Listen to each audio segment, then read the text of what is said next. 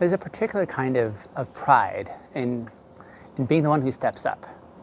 You're the one who sees the mess, and you see the need, and you see the gap that's there, and you move. You don't wait for permission, you don't linger and try to debate. You just take responsibility because you believe it's the right thing to do. And for a while, it feels good, right? You're dependable. You're the guy who could be counted on. You're the one who always follows through when others hesitate. But then somewhere along the way, that same pride can turn into this quiet heaviness. See, that same responsibility that once felt like honor now begins to feel a lot more like obligation.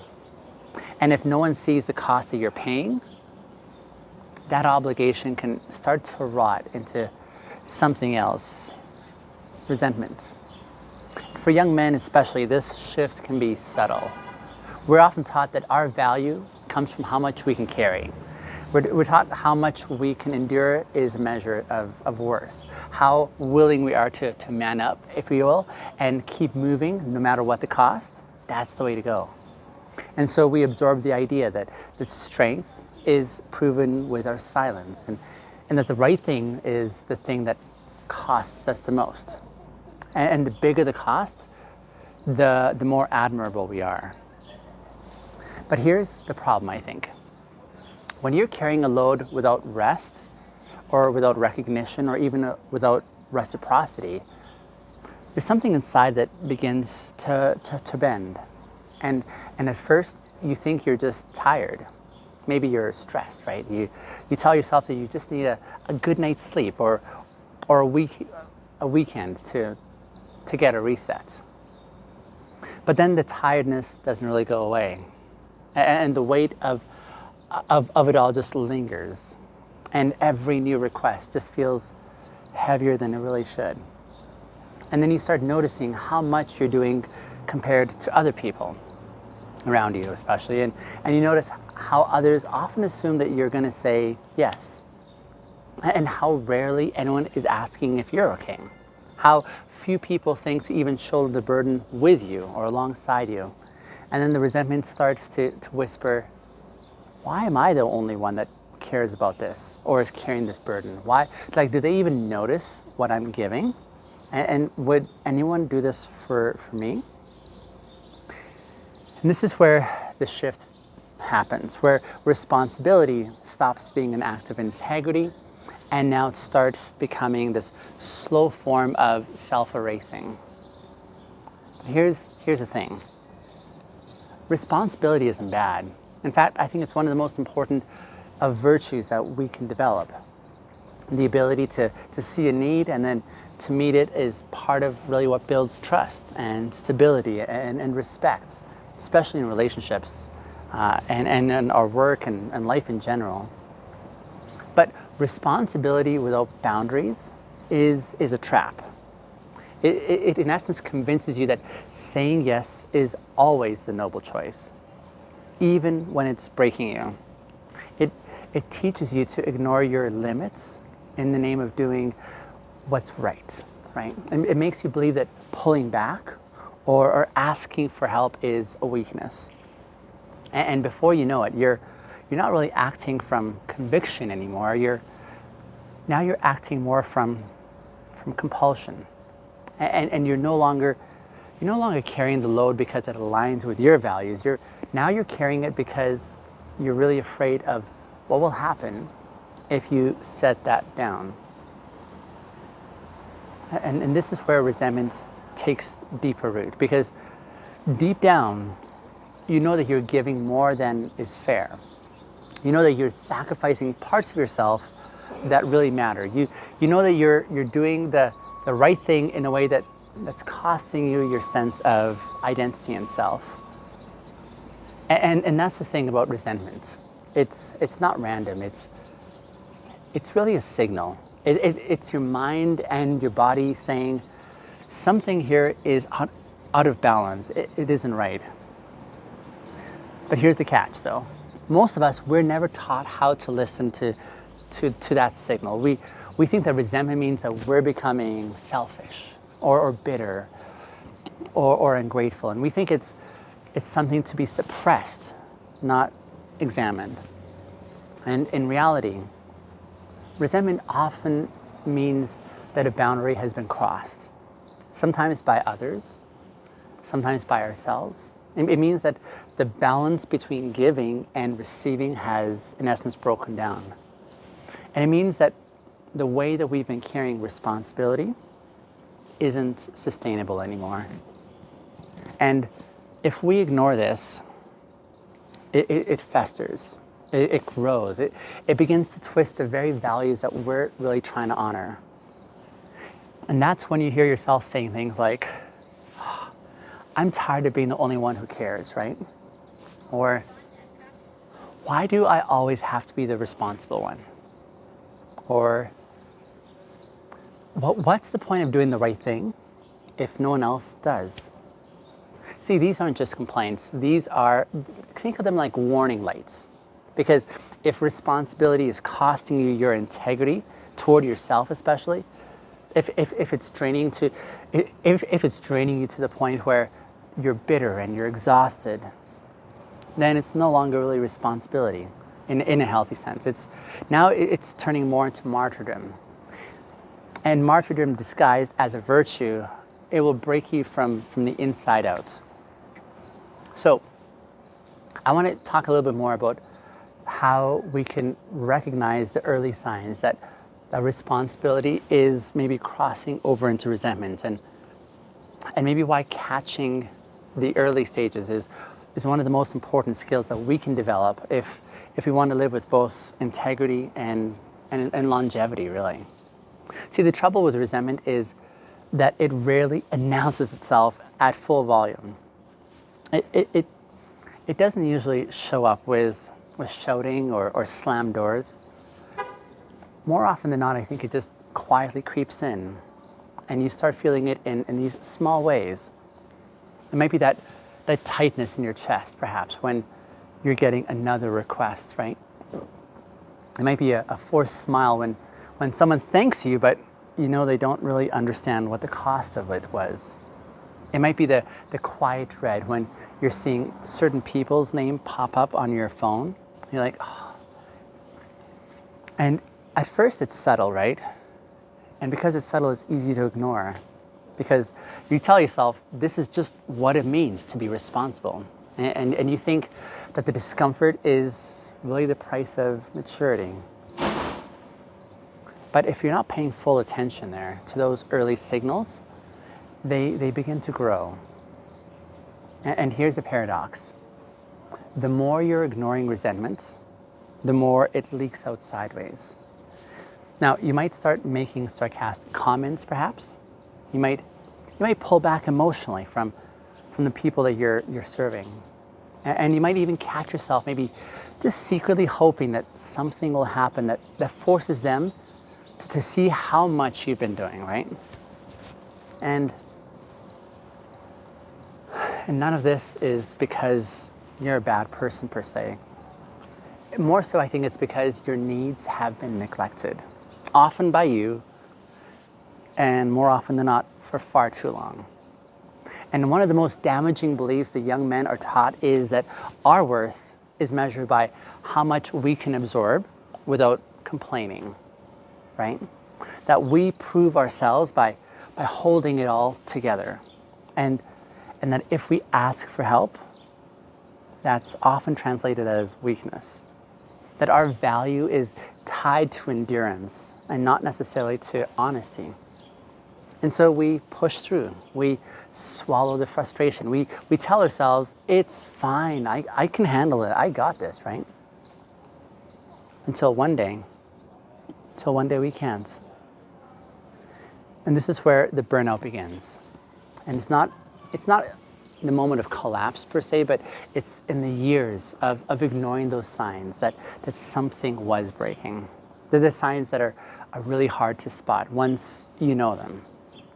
And then you start feeling cynical about the very things that you used to care so deeply about. And so you start finding yourself avoiding certain people or certain situations just so that you can protect your energy. And then you begin to fantasize about quitting the job, right? Or quitting the project or even the relationship, just so that you can breathe again. And then you notice that you're less patient and you're less compassionate and you're more easily irritated. These are all indicators that responsibility has crossed from responsibility to resentment, right?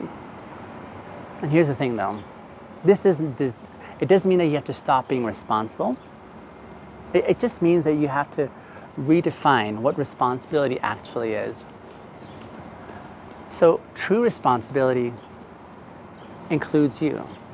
It doesn't just ask what needs to be done, but it also asks, what do I need to sustain this? It asks, is this mine to carry? Or am I holding what someone else should really be holding? That last question is the one that most of us, I think, avoid. Because we don't want to be seen as selfish. We don't want to disappoint other people, right? We really don't want to deal with this awkwardness of saying no. But the thing is, without that question, you're going to keep on taking on loads that were never yours in the first place. And over time, these loads will harden into bitterness. Here's the truth though. Sometimes the right thing isn't doing more. Sometimes the right thing is actually stepping back. Sometimes it's saying, I can't take this on right now. Sometimes it's insisting on shared responsibility instead of silently carrying it all. And yes, it's true, people will not enjoy this for the most part. They may be used to you being the one who's always saying yes. They might push back or get frustrated or try to guilt you into the old pattern of carrying it all. But every time that you hold that line, you're building a new kind of strength, one that is rooted in integrity and not exhaustion. This is why resentment can actually be a gift, I think. It's a signal pointing you toward the places where your values and your reality have maybe drifted apart. And it's like an invitation to realign and to stop betraying yourself in the name of doing what's right. So let me just talk a little bit about the courage that it takes to make the shift though. And why setting limits isn't abandoning your values, but instead it's protecting them. See, when you've built an identity around being responsible, setting limits can often feel like betrayal. Not betrayal of others, more so betrayal of yourself. Because you've convinced yourself that people respect you only when you never drop the ball, only when you never say no, only when you never show the strain. And you've told yourself that reliability means being available. That to be dependable is to be endlessly present, no matter what the cost is. And so when you start to imagine stepping back, you feel that fear rising up in your chest again. Thinking, what if they think I'm unreliable? Well, what if they stop trusting me? What if they don't need me anymore? See, that fear is real, but it's also revealing something quite important. And that is maybe you've been measuring your worth by how much you do instead of who you are. The truth is, real integrity doesn't come from being endlessly available. Real integrity comes from making sure that when you do show up, that you're present in your strength and you're not hollowed out from overextension of yourself. And that requires courage, because to reclaim your limits, you have to let go of the illusion that you can carry it all. You have to be willing to watch people adjust to the fact that you won't always say yes. And And you have to tolerate the discomfort that comes from changing a role that you've been playing for years, in most cases. Sometimes that discomfort will be external, and you'll see frustration in someone else's face. You'll hear the disappointment in their voice, and you'll feel the tension in the air when you say, "I can't take that on right now." Other times it will be internal, in the form of guilt that you're feeling well up. You'll hear the old narrative telling you that you're letting people down, and you'll begin to question whether you're doing the right thing at all. And this is why many men, especially young men, I would say, they push past their limits instead of holding them.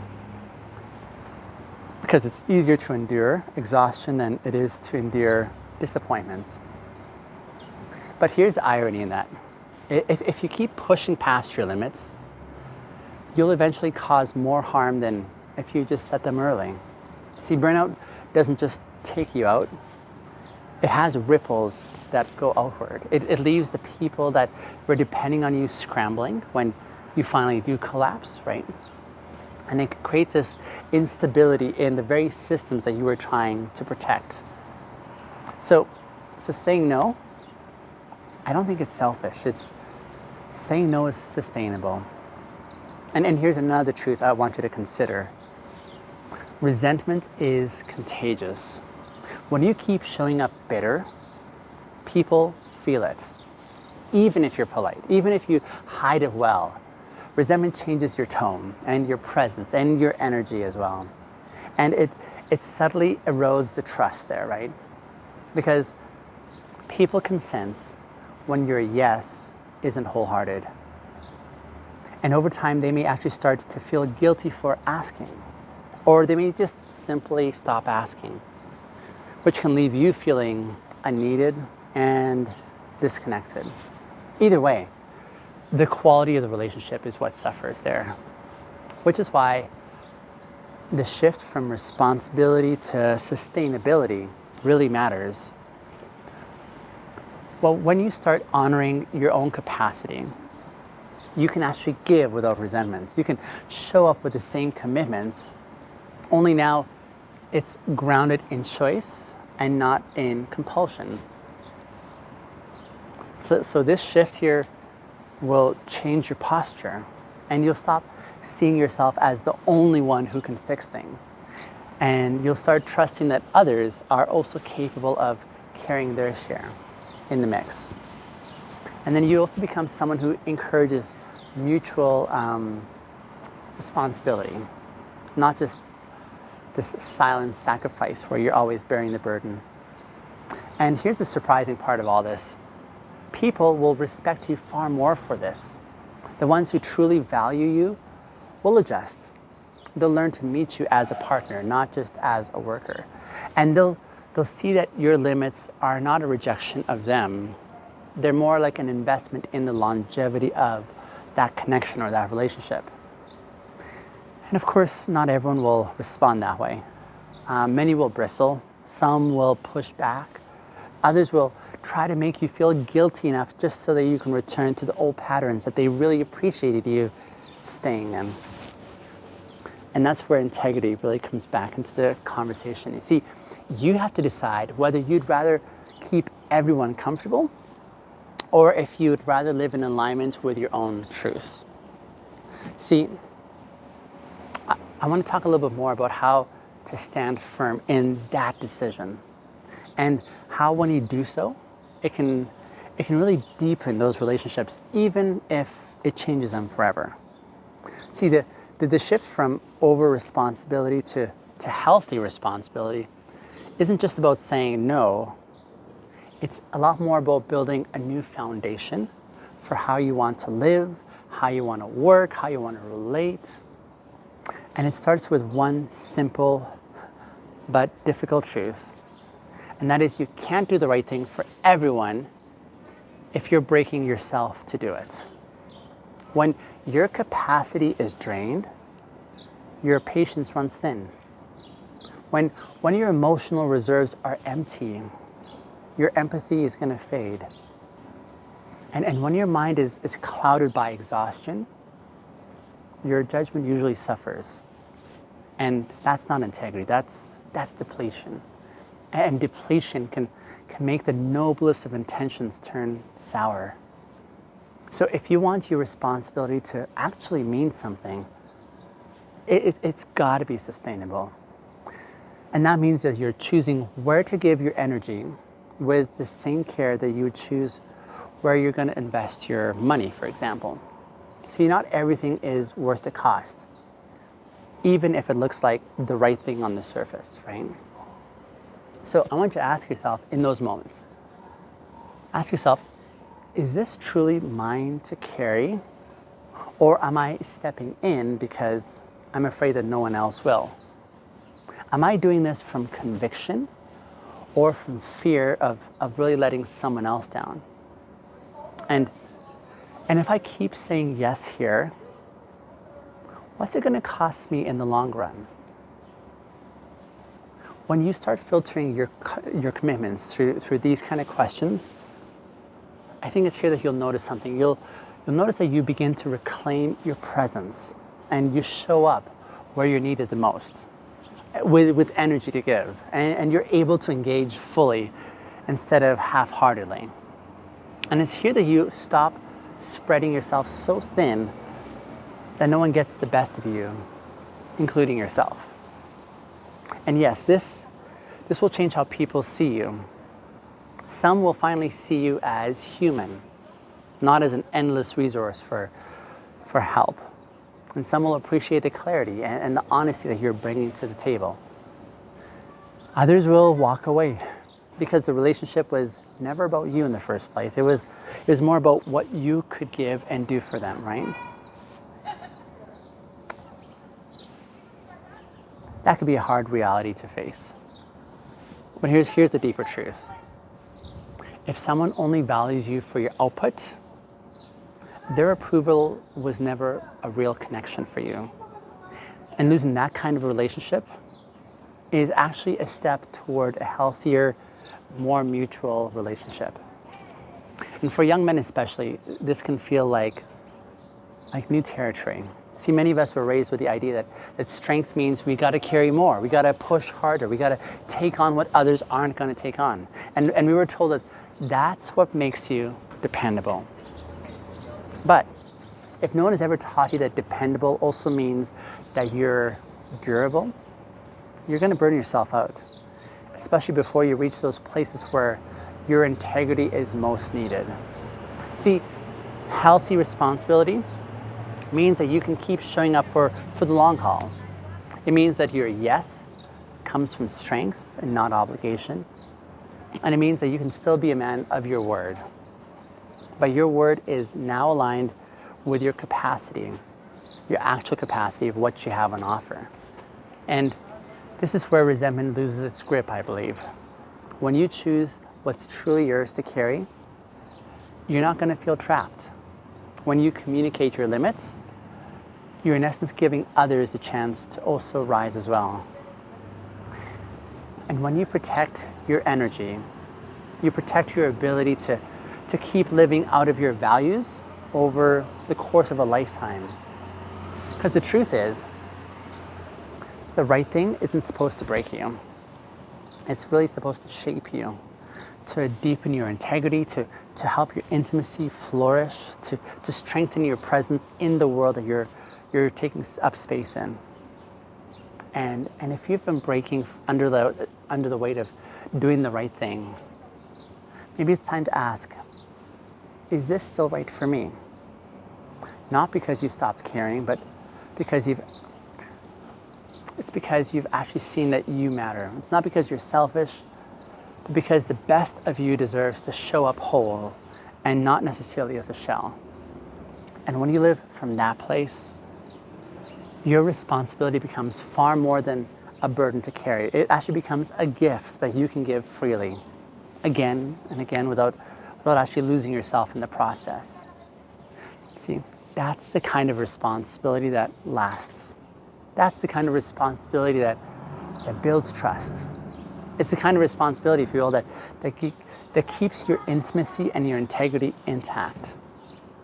And that's the kind that will actually never turn into resentment, because it's carried with open hands, not with clenched fists. My dear listener, I hope this has served you in this season when you're hearing this. Let me know in the comments any ideas that I may have missed along the way that would be helpful for our other listeners, or even anecdotes. I'd love to hear those too. See you in the next episode.